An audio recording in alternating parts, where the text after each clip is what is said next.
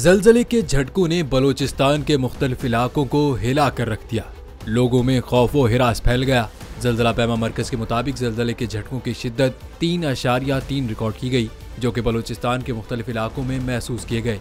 बलोचिस्तान के ज़िला खुशगवार, गिरदोनवाह समेत ज़ियारत में भी ज़लज़ले के झटके महसूस किए गए। ज़लज़ले के बायस लोगों में खौफ व हिरास फैल गया। ज़लज़ले की गहराई की बात की जाए तो ज़लज़ला पैमा मरकज़ के मुताबिक उसकी गहराई 25 किलोमीटर थी। ज़लज़ले का मरकज़ खुशदार से 58 किलोमीटर शुमाल मशरिक में था।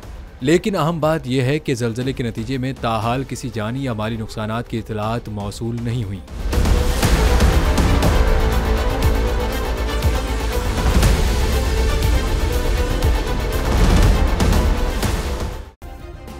सब्सक्राइब करें और बेल दबाएं ताकि कोई खबर रह न जाए।